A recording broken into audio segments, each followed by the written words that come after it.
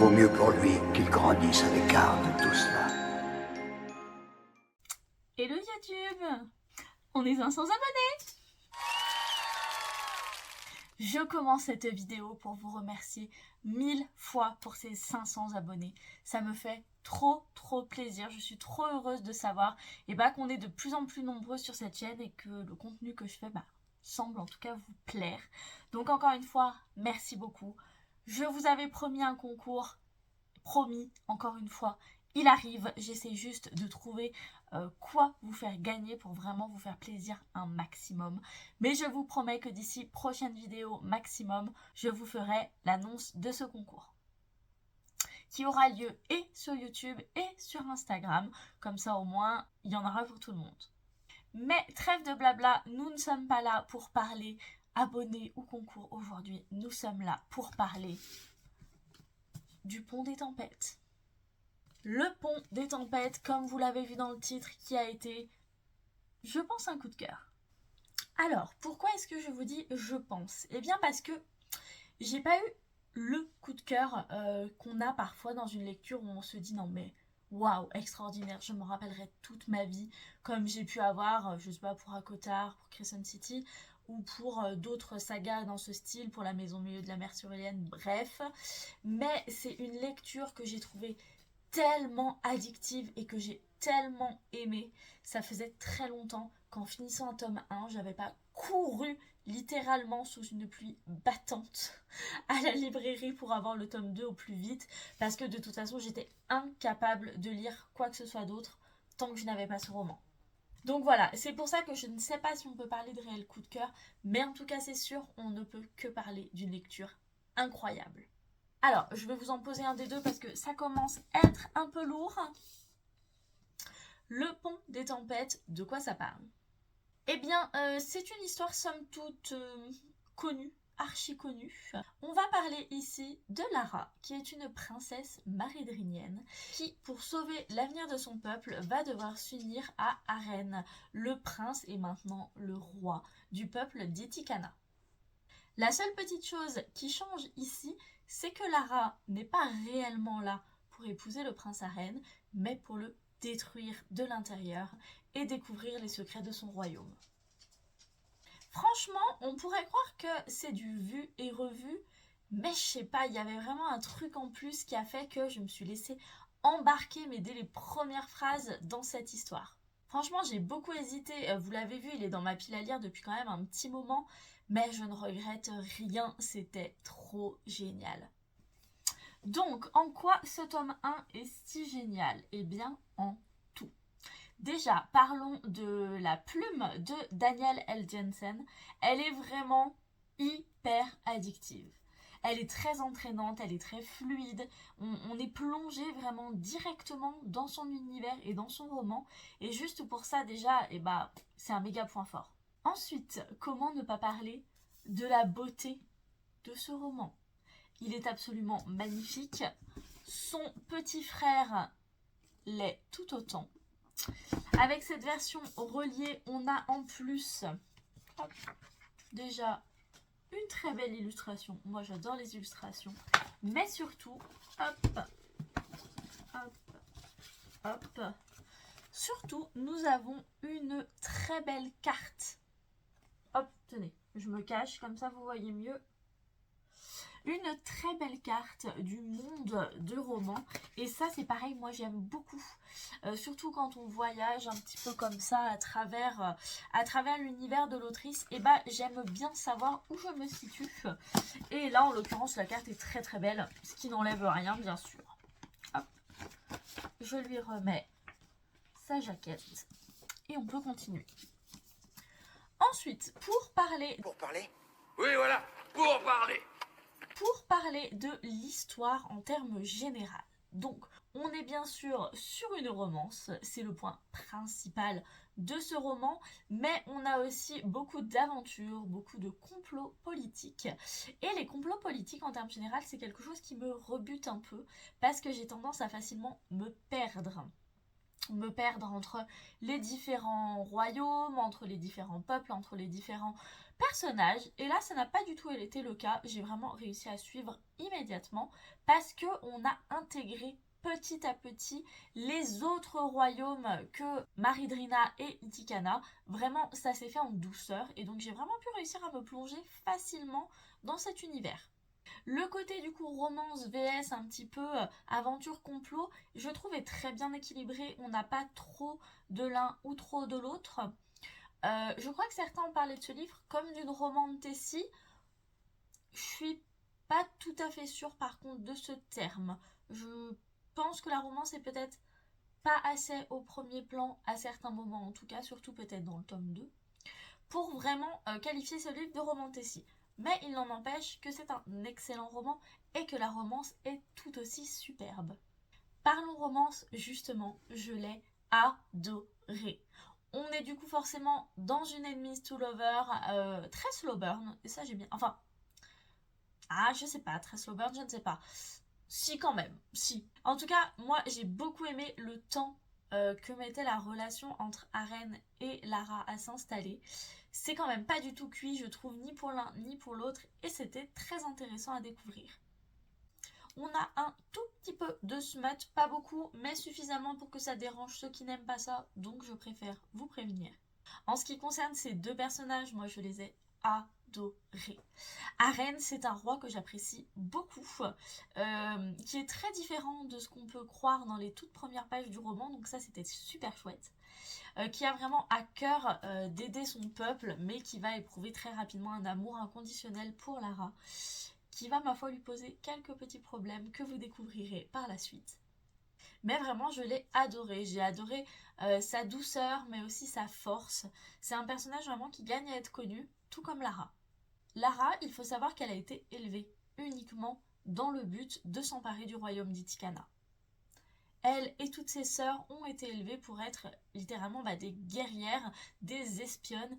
Et bien sûr, ça se ressent par rapport au fait qu'elle connaît pas grand-chose finalement à part ça.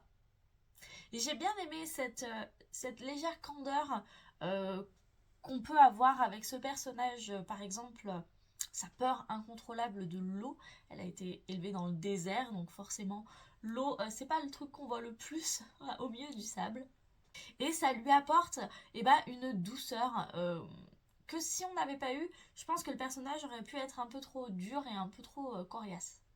Là du coup on a un personnage vraiment qui est très nuancé, qui est très intéressant et que j'ai adoré suivre au cours vraiment des deux romans. C'est devenu vraiment une femme que j'adore.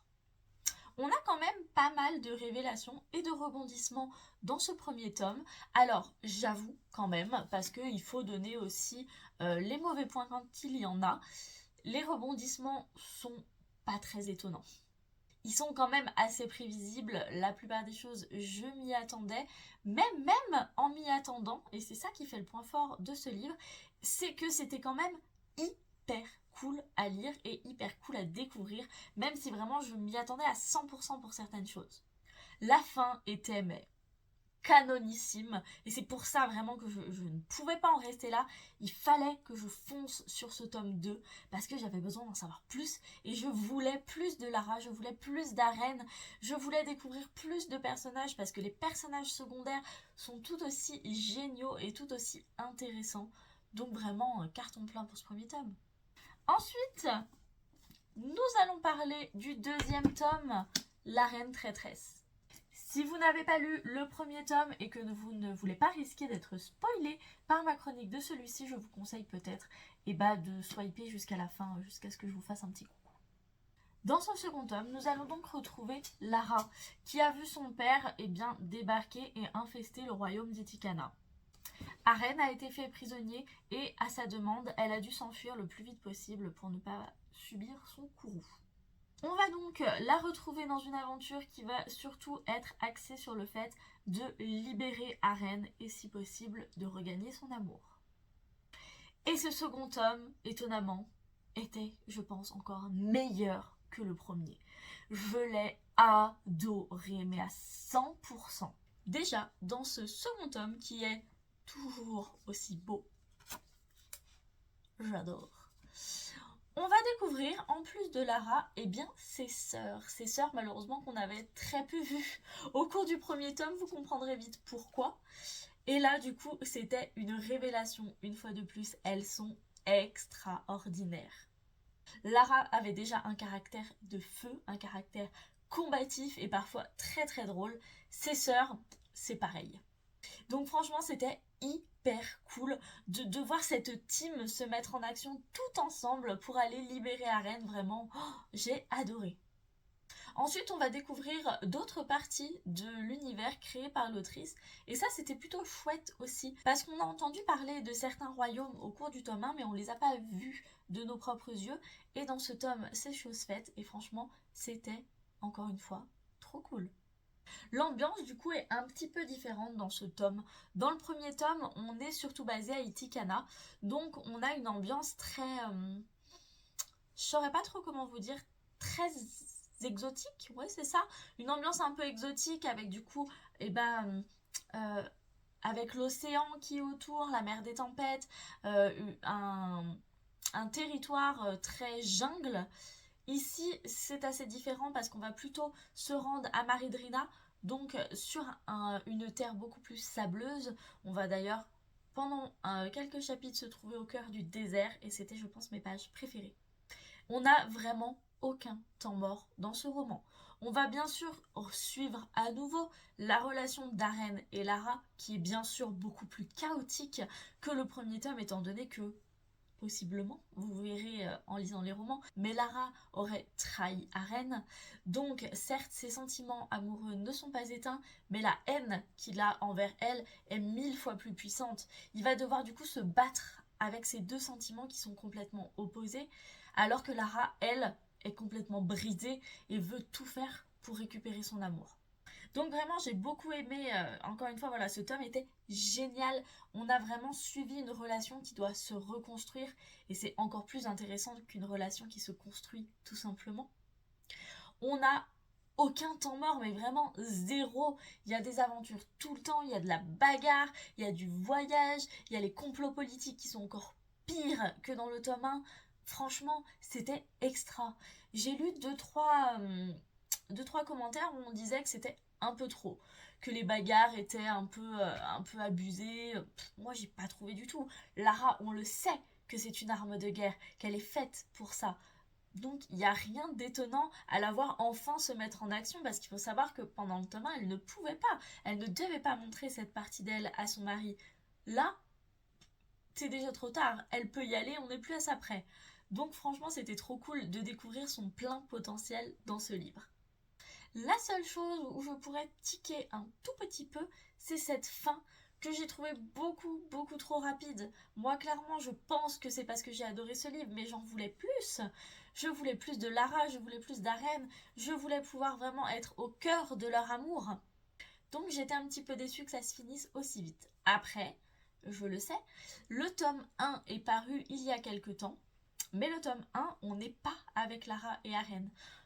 On est avec deux autres personnages que vous allez rencontrer dans ce tome-ci. Et je suis pas sûre qu'ils me plaisent autant, je suis pas sûre qu'ils m'attirent autant, parce que autant l'univers, etc. me plaît, l'écriture me plaît, mais c'est surtout les personnages de Lara et d'Arène que j'aime dans ces livres. Donc je ne sais pas si le tome 3 va me plaire autant. Mais en tout cas, je ne vais pas trop tarder à le lire, parce qu'au vu de la qualité de ces deux tomes, je pense quand même que le troisième va être superbe. Je ne manquerai pas de vous en parler rapidement.